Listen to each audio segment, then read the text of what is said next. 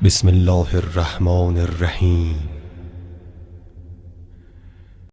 دین اسلام میں چاہے آپ کا تعلق کسی بھی مکتب فکر سے ہو، اس چیز پر سب کو اتفاق ہے کہ امام مہدی ظہور فرمائیں گے، اور اس نظریے پر سب سیدھے رستے پر ہیں، اور سب اس چیز پر ایمان رکھتے ہیں کہ آخری زمانے میں وہ ظہور فرمائیں گے اور اس دنیا سے ظلم و جور اور ناانصافی کو ختم کر دیں گے۔ قرآن کریم اور روایات معصومین اس چیز کو واضح کرتی ہیں کہ یہ آیت امام مہدی کے بارے میں ہے اور وہ اس دنیا کو ناانصافی سے نکالیں گے۔ سورہ نور آیت 55 میں ارشاد باری تعالیٰ ہے، تم میں سے ان لوگوں سے جو ایمان لائے ہیں اور نیک اعمال کیے ہیں، اللہ تعالیٰ وعدہ فرما چکا ہے کہ انہیں ضرور زمین میں خلیفہ بنائے گا۔ ایک اور جگہ سورہ انبیاء آیت 105 میں اللہ تبارک و تعالیٰ ارشاد فرماتا ہے کہ ہم زبور میں پند و نصیحت کے بعد یہ لکھ چکے ہیں کہ زمین کے وارث میرے نیک بندے ہوں گے۔ رسول اسلام صلی اللہ علیہ وآلہ وسلم نے اپنی ایک حدیث میں اشارہ کیا ہے کہ اگر دنیا کا صرف ایک دن باقی رہ جائے گا تو اللہ تبارک و تعالیٰ اس کو دراز فرما دے گا، اور میرے اہل بیت میں سے ایک شخص یعنی مہدی کا ظہور ہوگا جو اس دنیا کو عدل و انصاف سے بھر دے گا، جس طرح وہ ان سے پہلے ظلم سے بھری ہوگی۔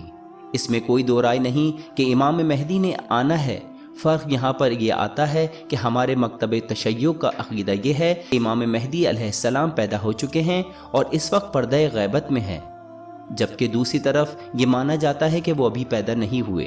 چلیں اب امام مہدی علیہ السلام سے متعلق چند سوالوں کے جواب دیتے ہیں۔ یہ کیسے ممکن ہے کہ امام تو ہو پر لوگوں کے درمیان نہ ہو؟ ہم اس کی مثال قرآن کریم سے لیتے ہیں۔ کچھ انبیاء ایسے تھے جنہوں نے کچھ وقت کے لیے اپنی قوم کو اکیلا چھوڑ دیا۔ مثال کے طور پر حضرت موسیٰ علیہ السلام کی کہانی کہ جب وہ قوم کو 30 دن سے زیادہ عرصے کے لیے اور 10 دن اضافی اکیلا چھوڑ گئے۔ یہ موازنے کے لیے بیان کیا گیا ہے کہ ایک نبی تھے جنہوں نے اپنی قوم کو کچھ وقت کے لیے چھوڑا۔ ایک اور مثال، حضرت یونس علیہ السلام جب تک مچھلی کے پیٹ میں رہے تو اس دورانیے تک اپنی قوم کو اکیلا چھوڑا ہوا تھا۔ اب یقیناً 1200 سال گزرنے کے بعد بھی ان کی نبوت قائم ہے اور ختم نہیں ہوئی، جبکہ وہ موجود نہیں ہے۔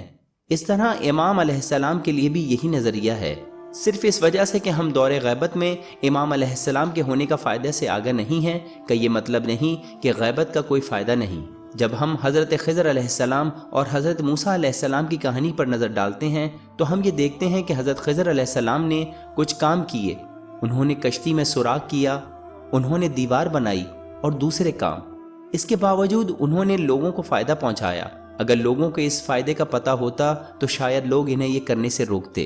اسی طرح امام علیہ السلام بھی روزانہ کی بنیاد پر ہمارے لیے کام انجام دیتے ہیں، اور اگر ہمیں پتہ ہو کہ وہ یہ کام کر رہے ہیں تو شاید ہم انہیں وہ کرنے سے روکتے، کیونکہ ہماری عقل اس نہج پر نہیں کہ اس چیز کو سمجھ سکیں کہ وہ یہ کیوں کر رہے ہیں۔ ایک مشہور حدیث کے مطابق امام علیہ السلام اپنی غیبت میں لوگوں کو فائدہ پہنچاتے ہیں، بالکل اسی طرح جس طرح ایک سورج اپنی روشنی سے لوگوں کو فائدہ پہنچاتا ہے، چاہے وہ بادلوں کے پیچھے ہی کیوں نہ ہو۔ سوال، امام اتنی لمبی عمر کیسے پا سکتے ہیں؟ قرآن کریم سورہ عنکبوت آیت 14 میں حضرت نوح علیہ السلام کے بارے میں فرماتا ہے، اور ہم نے نوح علیہ السلام کو ان کی قوم کی جانب بھیجا، وہ ان میں 950 سال تک رہے۔ تاریخ کی کتابیں یہ بتاتی ہیں کہ حضرت نوح علیہ السلام بہت سال تک زندہ رہے، کچھ یہاں تک لکھتے ہیں کہ ان کی عمر 3000 سال تھی۔ سورہ صافات آیت نمبر 143 اور 144۔ پس اگر یہ پاکی بیان کرنے والوں میں سے نہ ہوتے تو لوگوں کے اٹھائے جانے کے دن تک اس کے پیٹ میں ہی رہتے۔ مزید یہ کہ حضرت یونس علیہ السلام کے واقعے میں اگر اللہ تبارک و تعالیٰ ان کو مچھلی کے پیٹ میں آخری وقت تک زندہ رکھ سکتا ہے تو امام مہدی علیہ السلام کو کیوں کر زندہ نہیں رکھ سکتا؟ اس طرح کی بہت سی مثالیں ہیں نبیوں اور جنات کے بارے میں جو اب تک زندہ ہیں۔